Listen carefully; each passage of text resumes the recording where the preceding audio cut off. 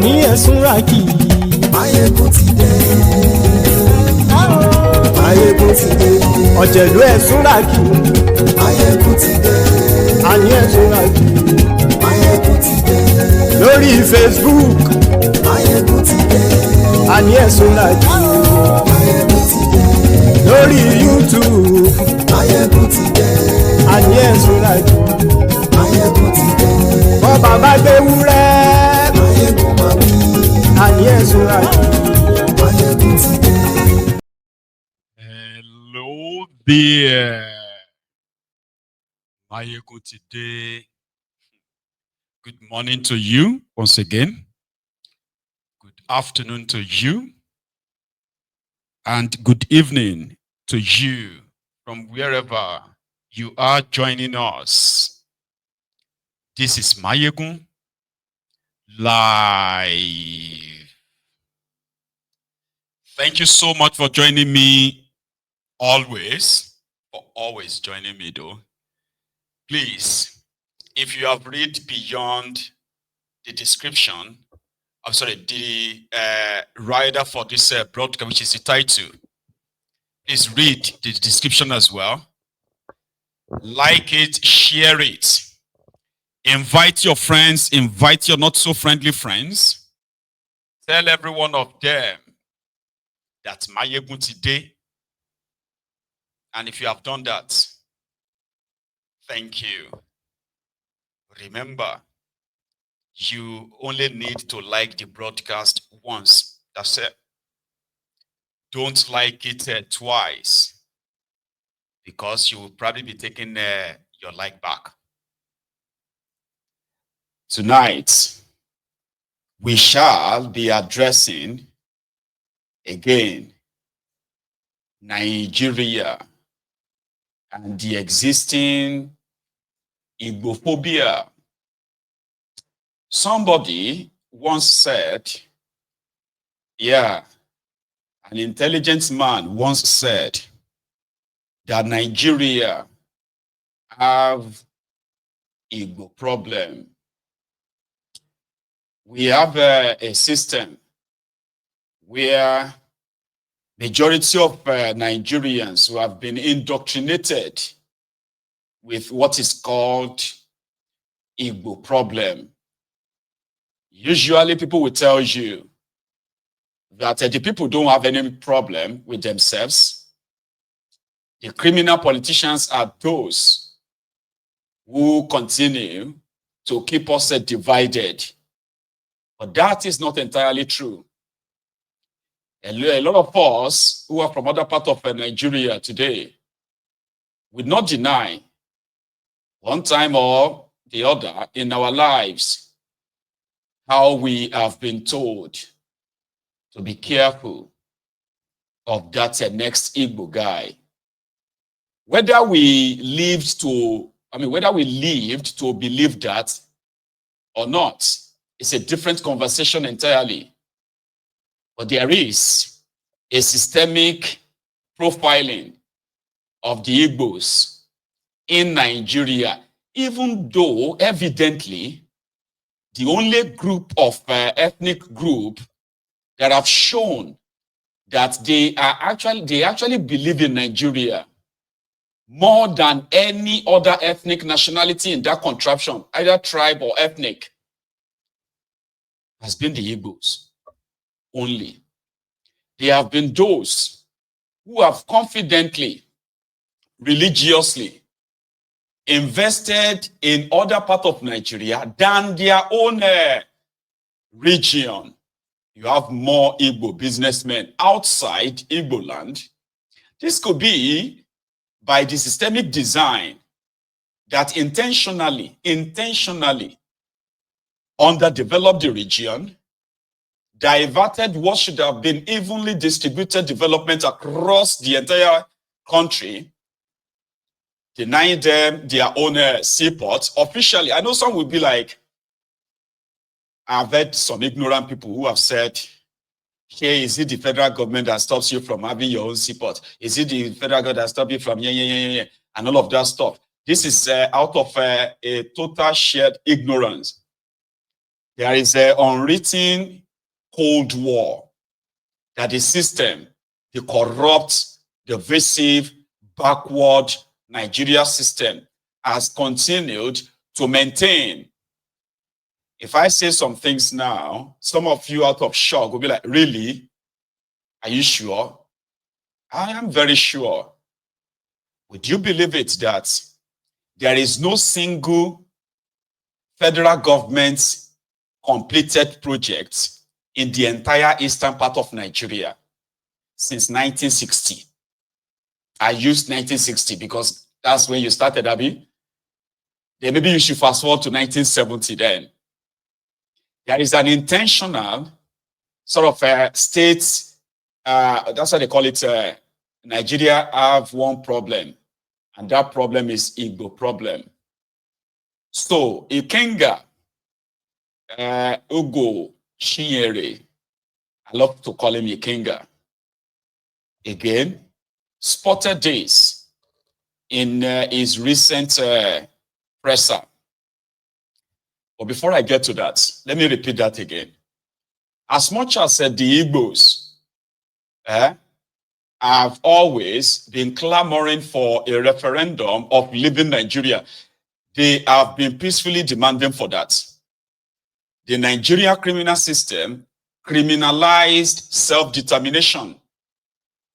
They went on to kill thousands of them. This is a recent history. They went on to kill thousands of them in order to scare others away. They continue to threaten them because a lot of those who carried out the genocide called the Civil War in Nigeria between 1967 and 1970, majority of them got compensated. They were never tried for their crimes against humanity. A lot of them went on to become head of states, ministers of this. Some even went on to become military governors inside that contraption. They got away with it. Therefore, there was never a real reconciliation or closure. And every little thing, the Igbos will be threatened. You want us to kind of deal with you again, or we will deal with you again. If like say you never learned your lesson, it has always been a recurring one. But it's only the Igbos who have shown, if you have to put everybody on the pedestal, who have shown that they've actually put behind the evil genocidal war. They've invested trillions of your money, naira, outside their region. But the marginalization continues until a young man who is kind of no longer, it's not growing younger, named Mazi Nnamdi Kanu, decided to begin to raise the subconsciousness of the Igbos and what they stand to lose if Nigeria should come back for them again. Because Nigeria, that has the Igbo problem, has not healed. Nigerians haven't healed from the what they call the inconclusive, or like the genocide that was probably not concluded at the time. The likes of Bokwari came back to repeat that they would love to shed more blood if the Igbos are not careful. And this means the likes of Nnamdi Kanu was considered a dangerous person because he has been able to remind the Igbos what and their place in Nigeria, even as many of them continue to live in denial. But there is a Cold War where they continue to be the target of the system. Some have learned to live, to live with that, because to them, it's probably nothing they can do. When we were growing up, there's this popular sort of narrative, right? It's saying, though, Nigeria is Wa, Zo, and Bia, meaning the three major ethnic nationalities in Nigeria are the Yorubas, the Hausas, and the Igbos. But a lot of that has changed over time, or they try to change a lot of that over time. So you have the Yorubas, the Hausas, which have now turned to probably like Fulanis now, all right? So the Hausas and the Yorubas, in Nigerian setting, they can lead Nigeria. In fact, they have been leading Nigeria.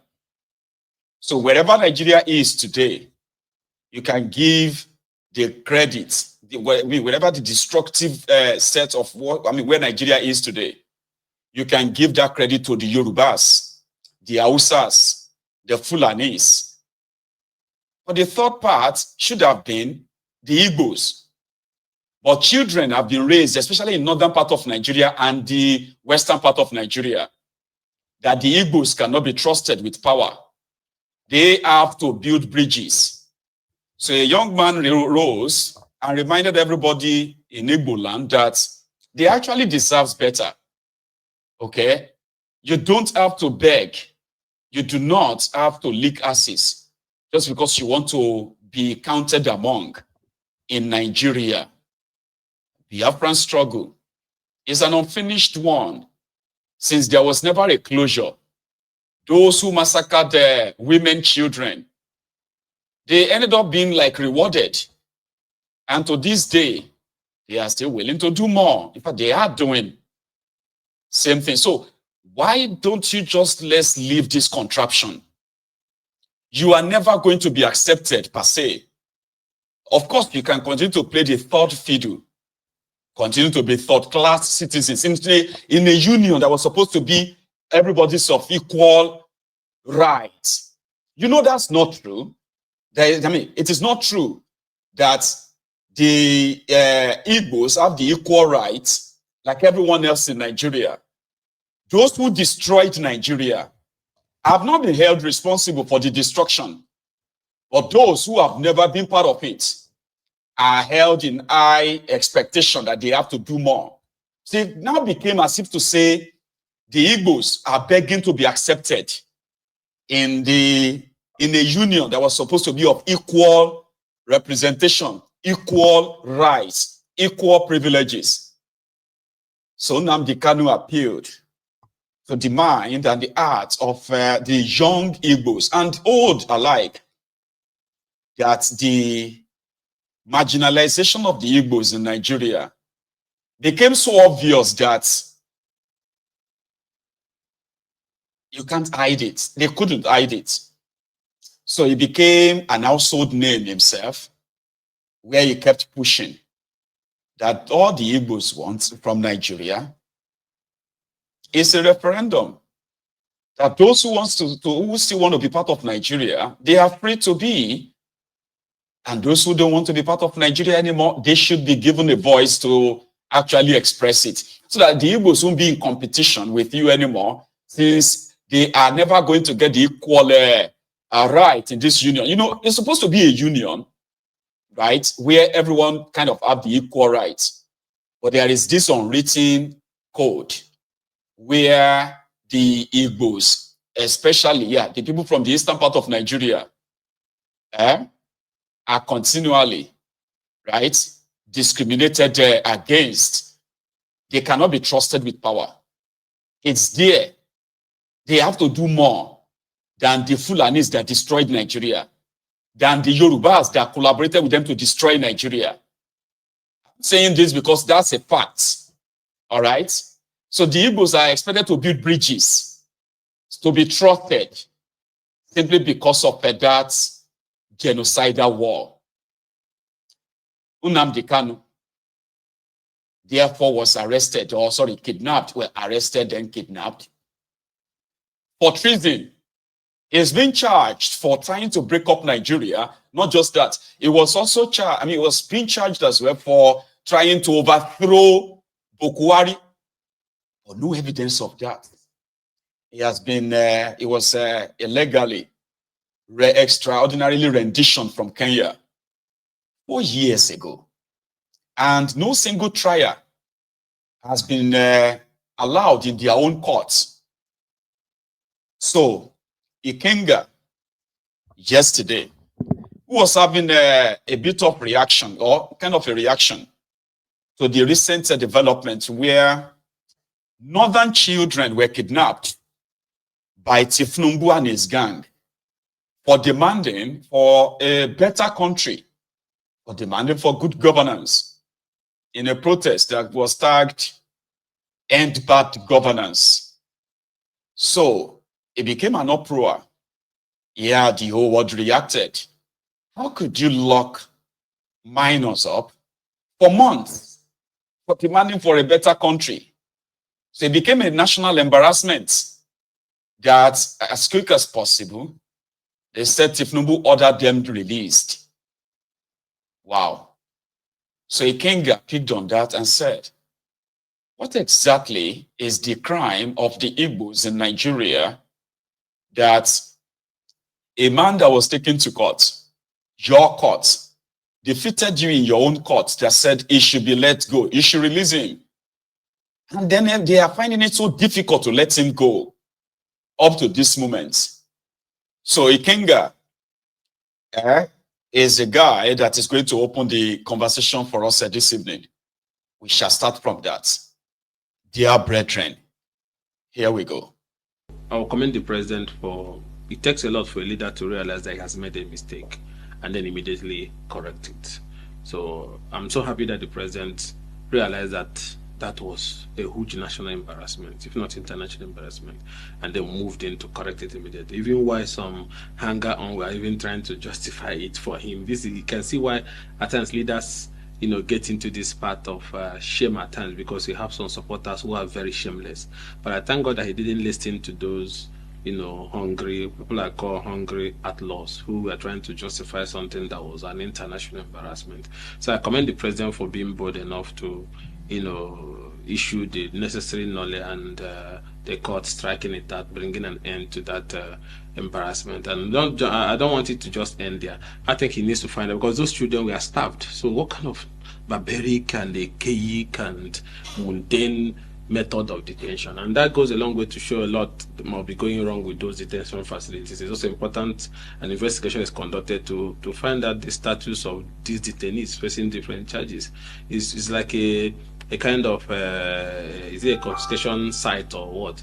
You don't feed them. Look at the way they are looking so tiny, like they are coming out from a civil war or something. So it's an embarrassment, and it goes a long way to show how our detention system have been working. So it should be seen as an opportunity to fix things and correct things. And I thank the president for being bold enough to say that what happened was not right, and then going ahead to ensure that immediately these children were released. But going, apart from that, we should also investigate the status of other detainees in different cases and challenges in those detention facilities to be sure that we are complying with international African Charter on Human Rights and our relevant constitutional provision that an accused is deemed innocent until proven guilty. So you can't use starvation to kill the person even before he's made to have his day in court.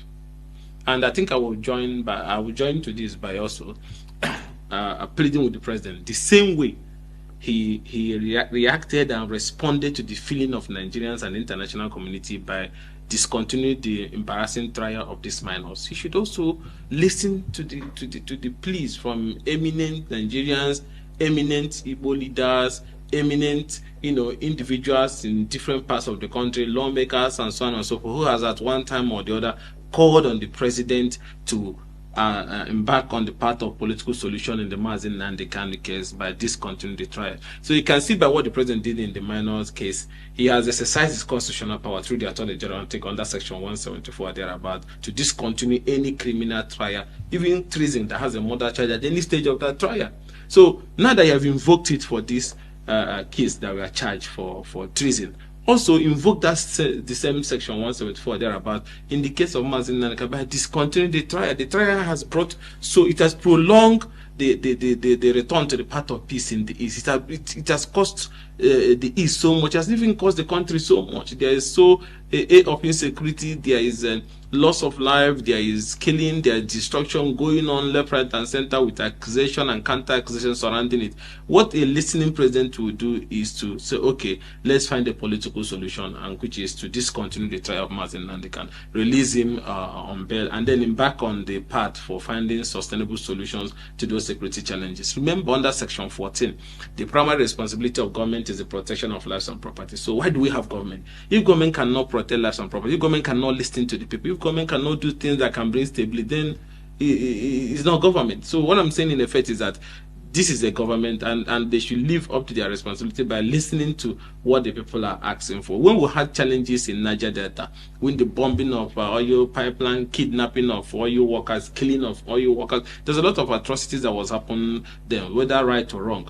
But government, because they know their responsibility, their economic responsibility and their welfare responsibility, embarked on a peace-building effort that led to the resolution of the Niger Delta crisis, that led to the issue of Niger Delta Ministry, different agencies that were put in place, amnesty and so on and so forth, all aimed at finding lasting solution. Even the security and pipeline contract was also given to Niger Delta people, and a lot of incentives that was given to Niger Delta people, and peace returned. And then when you had challenges in North Central, Buhari government was tinkering around grazing route, farm settlement, and all sorts of things, even though some of them people didn't find it funny. Those one that has to do with taking away people's land, because they believe that some of the businesses that are leading to this conflict are private businesses, so they should be handled the same way private businesses are being. But government still went extra mile for that to say, okay, let's see how we can help them as Nigerians to be able to do their business in a way that it is less criminal and so on and so forth. So government did that. Even as bad as Boko Haram issue that has to do with somebody waking up because of whatever belief, killing people, beheading people, that is a heinous crime, bigger than even treason. But still, government went on negotiations at different times. Government went on rehabilitation. Imagine rehabilitating a murderer that enjoys beheading. But government still was doing it because government wants lasting and sustainable solution. Now, issues that were, triggered by injustice and unfair treatment and exclusion and so on and so forth, leads to this agitation in the East. Up till now, federal government has not sit down on the table to discuss with Southeast leaders and Southeast youth. This even goes a long way to show that they don't care about what happens to the East. They don't care about us. They don't care whether we'll survive. They don't care whether we are dying or whether we're killing ourselves. In a country that today, whether you like it or not, we are the biggest investors outside our region. We'll come back to that, Ikenga. Just like I said it, no matter which side of the pendulum you probably belong, I am not saying that there are not many of you, including those who are Igbos themselves, that would prefer that Nnamdi Kanu is locked away forever, especially their elite and some ignorant Igbos who probably don't live in Igbo land themselves. So them, whatever they said, or they are saying that Nnamdi Kanu did, and he probably did it. And whatever the propaganda has been, that they have been fed. But there are some other lines that we should not ignore. And that is the lines of their law, legality. Even if you want him killed, at least you have to kind of have something to justify that. And say, oh, it was because Nnamdi Kanu kidnapped people and he was holding guns, he was killing and shooting, he's a terrorist or that. At least you must have evidence of that. There was none. Their intention initially was that maybe he happened to be, they thought Nnamdi Kanu was just one of those noisemakers, attention seekers, or maybe people who are one of those who are looking for easy money. Until they found that his agitation is so valid, so legit, that it couldn't actually be bought. I think that is one of the reasons why it has become so impossible for them to sit and have a real, like Kenga put it, a real negotiation that would be like a road, pathway to peace. The other one is the Igbo problem that Nigeria have. The Igbos have the biggest and the highest contribution to the Nigerian economy than any other tribe or any other nationality in Nigeria. if you have to put all of their own investment in Nigeria. I'm using Nigeria now because there's no part of Nigeria that you will not see the Igbos. And they are not there as scavengers. They are there as investors, small, big, medium, name it. They are there. These are supposed to be people that if they actually really hate Nigeria to start with, there will be more in their region and never anywhere in any other part of Nigeria, especially with what happened to them in 3 years of state-sponsored or country-sponsored genocide against them. That they were supposed, you see, in Nigeria, if you read Nigeria history very well, those who went on that campaign of genocide against the Igbos, if you read your history very well, they did this mostly from the position of a vendetta, position of a like institutionalized hatred. Because